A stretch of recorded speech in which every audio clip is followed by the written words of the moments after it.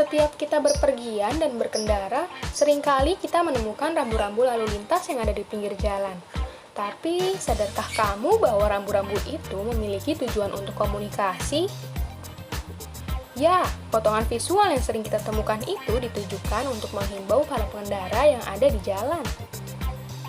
Akan tetapi, potongan visual tersebut akan bekerja jika si pengguna paham dengan maksud dari visual tersebut.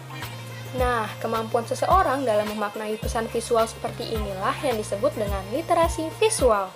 Pada video kali ini, kita akan membahas secara lebih detail tentang literasi visual ini nih teman-teman. Maka dari itu, disimak baik-baik ya. Setelah menyaksikan video ini, mahasiswa diharapkan dapat menjelaskan kaitan literasi visual dalam pembelajaran.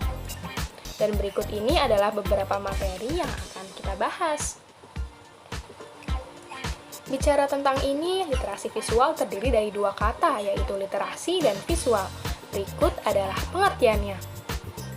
Literasi adalah seperangkat kemampuan dan keterampilan individu dalam membaca, menulis, berbicara, menghitung, dan memecahkan masalah dalam kehidupan sehari-hari. Sedangkan visual merupakan segala sesuatu yang dapat dilihat oleh setiap orang dan berfungsi untuk menyampaikan informasi. Jadi, Robert Heineck dalam bukunya mengatakan bahwa literasi visual adalah kemampuan yang dapat dipelajari untuk menerjemahkan pesan-pesan visual secara tepat dan menciptakan pesan-pesan visual. Perkembangan literasi visual telah merambah ke dalam proses pembelajaran. Dalam beberapa program, guru mendorong siswa untuk berpikir secara visual dengan menggunakan bahan cetak seperti buku teks dan juga dengan menggunakan buku cerita. Selain itu, untuk meningkatkan kemampuan literasi visual, guru juga menyediakan materi dalam bentuk digital. Terdapat dua pendekatan literasi visual, yaitu input strategis dan output strategis. Input strategis yaitu membantu peserta didik untuk dekod atau membaca dengan cara mempraktekkan kemampuan analisis visual. Sedangkan output strategis yaitu membantu peserta didik untuk encode atau menulis secara visual untuk mengekspresikan diri mereka dan berkomunikasi dengan orang lain. Dan berikut ini adalah proses encoding dan decoding pada literasi visual. Encoding adalah pengirim mengodekan informasi yang akan disampaikan ke dalam simbol atau isyarat. Dengan kata lain, encoding adalah kemampuan peserta didik untuk menciptakan sebuah tampilan visual yang sesuai dengan kebutuhan mereka. Contoh dari proses encoding dalam pembelajaran ini yaitu ketika peserta didik membuat sebuah flashcard tentang bangun datar. Dengan membuat flashcard ini, peserta didik sudah melakukan 3 hal dalam satu waktu, yaitu menulis, menggambar, dan memproduksi media.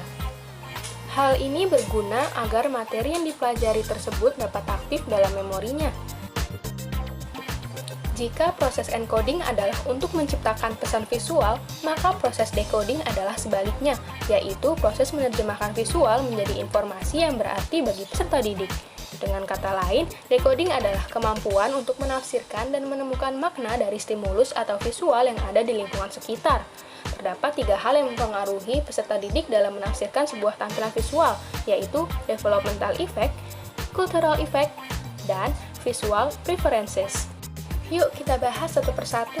Developmental effect atau efek perkembangan ini berbicara tentang perbedaan tampilan visual yang digunakan berdasarkan usia peserta didik.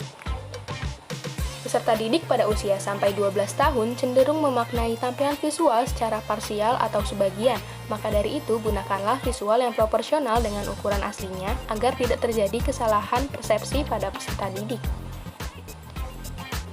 Sedangkan anak yang lebih dewasa cenderung mampu untuk menggambarkan kembali pesan yang ingin disampaikan dari sebuah tampilan visual. Peserta didik pada usia ini cenderung bisa menafsirkan visual yang abstrak. Yang kedua, cultural effect atau efek kebudayaan ini berbicara tentang kemampuan peserta didik untuk menafsirkan sebuah tampilan visual ternyata dapat dipengaruhi oleh latar kebudayaan loh. Contohnya, saat disajikan sebuah gambar mobil, peserta didik yang berasal dari keluarga sederhana akan melihat gambar tersebut seperti apa yang ditampilkan, yaitu mobil dengan kegunaannya sebagai kendaraan. Tetapi peserta didik yang berasal dari keluarga menengah ke atas akan menafsirkan gambar tersebut berdasarkan merek dan fasilitas-fasilitas yang ada di dalamnya. Dan yang terakhir, visual preferences. Visual preferences ini berbicara tentang bagaimana seorang guru memilih tampilan visual. Sebaiknya, guru lebih memilih tampilan visual yang paling efektif daripada tampilan visual yang disukai. Contohnya, pembelajaran untuk anak-anak lebih cocok menggunakan tampilan visual yang sederhana dan tidak menggunakan banyak ilustrasi. Dan untuk peserta didik yang lebih dewasa, lebih cocok menggunakan tampilan visual dengan ilustrasi-ilustrasi yang lebih kompleks. Nah, sampai sini sudah tahu kan mengenai literasi visual dan ternyata ada kaitannya juga ya dengan pembelajaran. Semoga materi ini bermanfaat ya.